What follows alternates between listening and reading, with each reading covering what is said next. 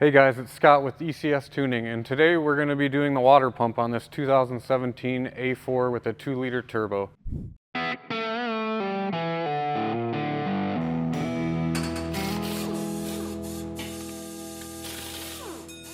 We have the water pump kit from Schaeffler ENA here. It has the whole complete kit with the housing instead of just the front half, and it comes with the belt as well, so you have everything here to get your car back together and going. The tools needed to do this job, most of you have all of this. It's nothing real complicated. You're going to need an assortment of ratchets, a torque wrench obviously, a 12mm wrench, a 13mm wrench, an M10 triple square, a 24mm socket, a 13mm socket, a T30 and a T25, along with a flat blade screwdriver, a pick, a bungee cord or something similar to hold the hoses and stuff out of the way is all I use that for, to tie stuff out of the way.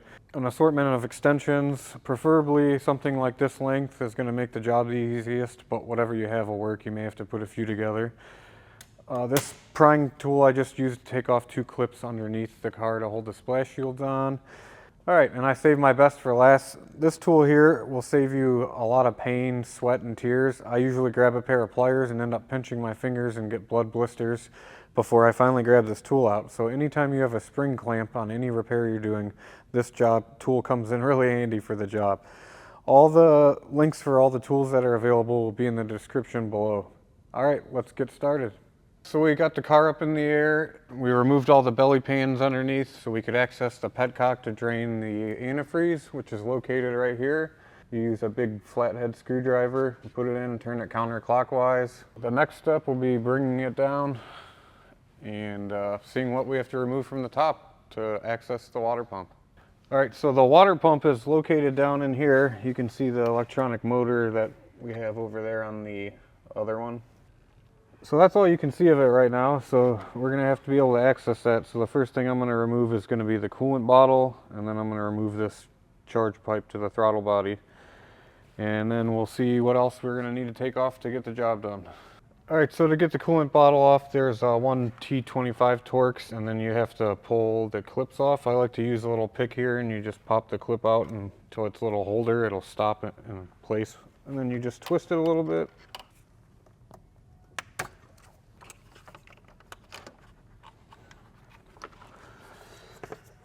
And then you have your sensor on the bottom here, your coolant level sensor, and then you have another clip for the hose for the bottom of the reservoir.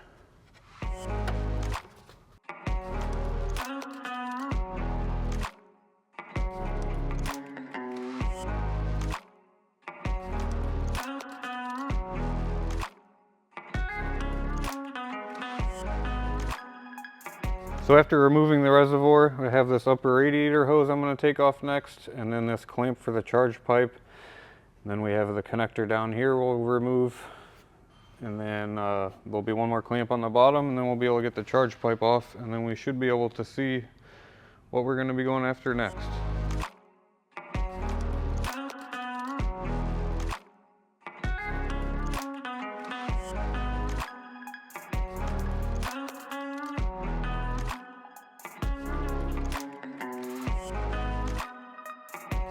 I decided to just pull off the pipe from the throttle body and hang it off to the side with the bungee cord here, because getting it off the bottom requires removing another panel and a bunch more stuff that we don't have time to do right now. And by tying those out of the way, you can see in here and get a clear look at what we're going to do next, which is going to be disconnecting all the hoses. You have the bottom connection, middle, top, and I think there's another one on the side. So that's going to be the next thing I do, is disconnect all the hoses, and then we'll go from there. And these hoses all have the same clips that you pop up. I like to use a pick just to lift them up into their release position. You can remove them all the way, that way you don't lose them. It's kind of the safe bet sometimes.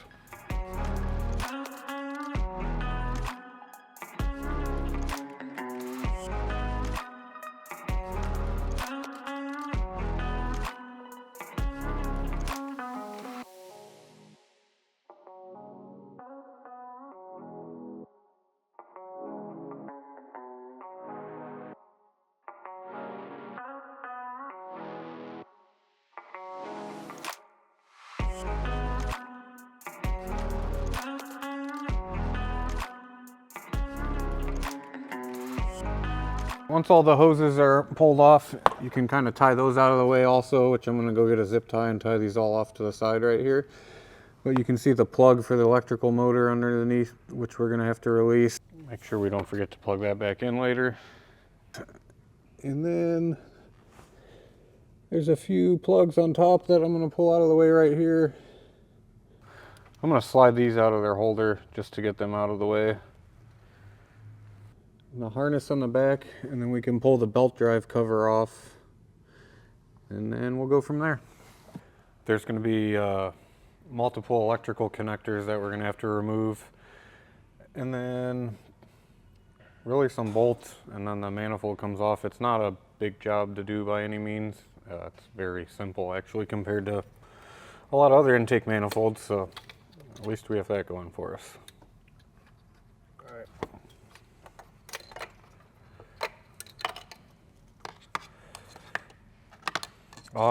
If you haven't done this a whole bunch and you're not that familiar, I would recommend labeling the connectors if you're going to pull them all the way out of the way. And they're pretty self-explanatory, but I'd better be safe than sorry.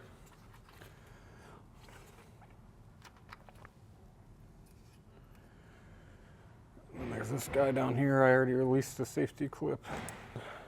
These aren't actually attached to the manifold. They're just clipped and held in place, so those you don't have to disconnect. And then we have this nut here for the support bar, and then the 10 bolts that hold it in, and we'll be able to pull the manifold off.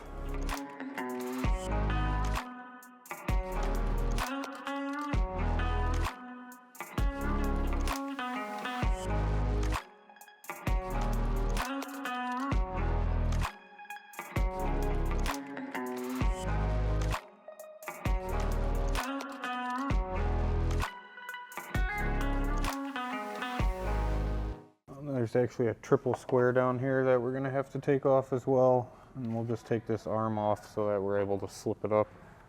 So then you need a M10 triple square, and there's one bolt down here.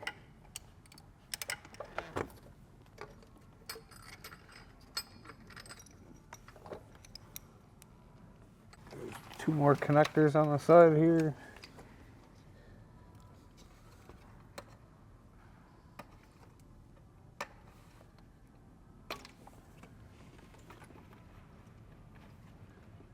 There's another sensor up here that you have to remove before you pull the intake manifold off, and if you don't remove this sensor, you will snap it and break it and have to get a new one. Ask me how I know.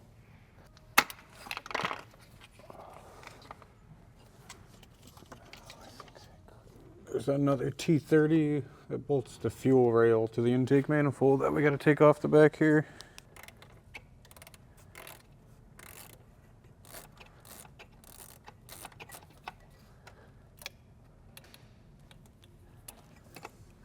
So I used an extendable stick magnet to fish the bolts out from down inside their holes because they're kind of hard to reach.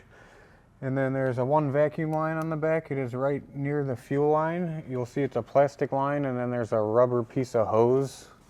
It's about an inch long piece of hose, and it connects the two plastic lines together. You're just going to separate that there. And then carefully snake the manifold out through all of the lines and stuff. Careful not to crack any of the lines or break anything on the way out.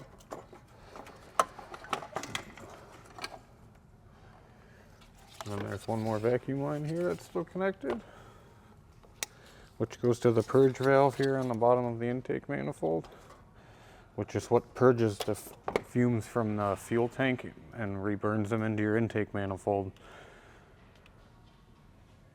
And then now the intake's off and we can clearly see the pump here that we got to go after. So yeah, we definitely need to take the intake off because this is still going to be quite a pain even with the intake out of the way. So to do this without it is pretty much impossible. Now that the intake manifold's out of the way, we got 5 bolts that hold the assembly onto the side of the engine, and we're going to unbolt those and then take this monstrosity out of here.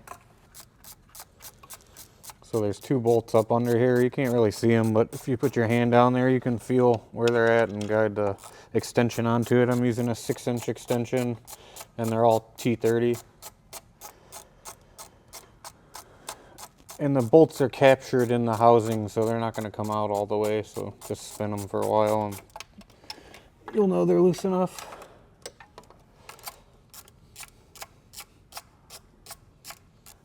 And then there's a cover over the toothed belt for the drive of the water pump, which is also T30.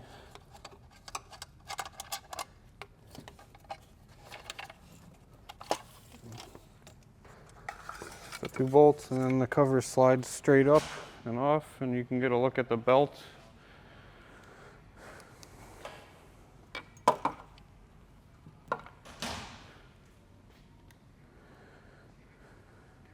So after removing the cover, you just can tilt the pump a little bit to the side. The belt's not tight, and you can just slide it off the pulley. Then the pump should come up out. It's stuck on a bunch of stuff on the way out. And there you have it. You can see where it was leaking, where it's cracked right here actually is where his leak was from. So he got lucky, because eventually this would have broke further and all of his coolant would have came out. We have it out here next to the new one. You can see this is where it was cracked, leaking. It's a plug that's bonded in. Over time it's just expanded. Might have been frozen at some point. If it gets moisture inside and freezes, it'll expand and crack that out.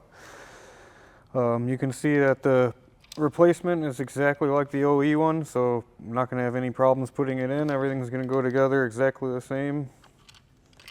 Plugs are all the same. It's a direct OE replacement. The next step will be cleaning up our surfaces in here. I'm going to pull out these little flaps just because it makes it easier to clean up the surface. And when you clean it up, I recommend using like a finger disc or a Scotch-Brite. Nothing real abrasive. Don't use sandpaper and razor blades if you don't have to. We'll get that all cleaned up, and then we'll start assembling this back together.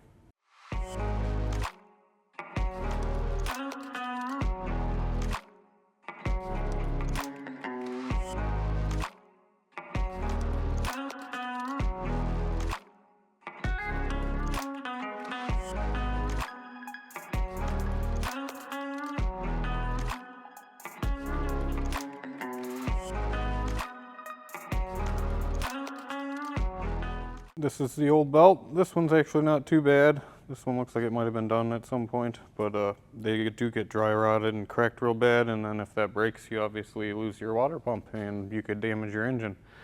So we highly recommend replacing all of the parts when you do this job.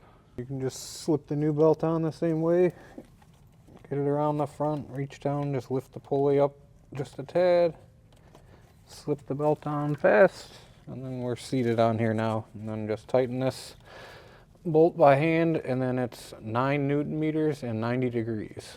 We're gonna put the new pump in here. We have the connector piece with the 2 new O-rings goes in here, and then this is gonna slide into the oil filter housing. So when you go down, you have to be careful that you don't cut the O-ring when you're trying to slide it in, because you're gonna be fighting the belt, getting the belt on one side and getting this started on the other.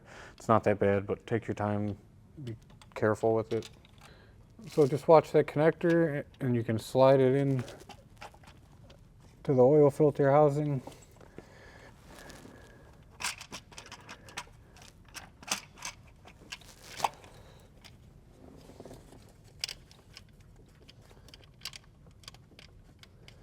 The belt's pretty loose, so you're not really fighting the belt too much.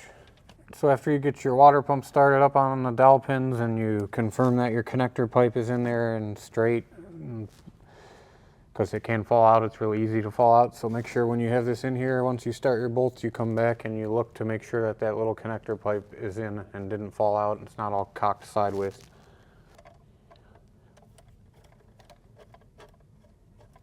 And we're going to go ahead and torque these bolts. 9 Newton meters, not very much, but it's just plastic.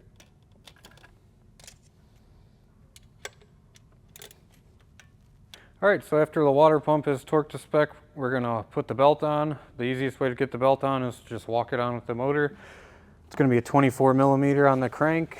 Just get your belt started on here, and then go ahead and turn the motor clockwise. And then you can just walk the belt on using your fingers to push it on the teeth all the way.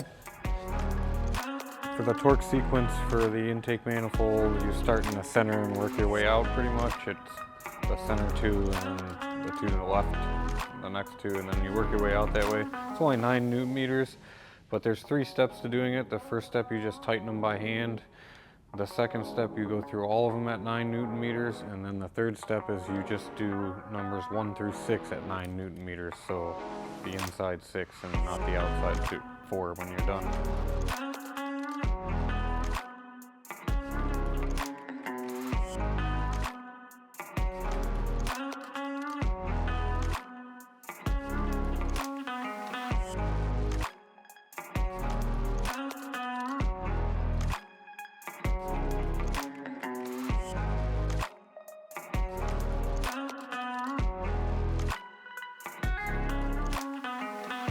And then this nut right here is 10 Newton meters. I already torqued that down. And then pretty much ready to fill it up with coolant. The coolant's all topped off here. To bleed this, all I did was take this line off and top it off till I got fluid coming out. There was no more air. Then I topped it off a little bit more than max. I drove it, it sucked it down, and you can see it's right at the max level. It's good to go. Any of the items we have available will be posted in the description, and make sure you like, comment, subscribe, and follow for more enthusiast content.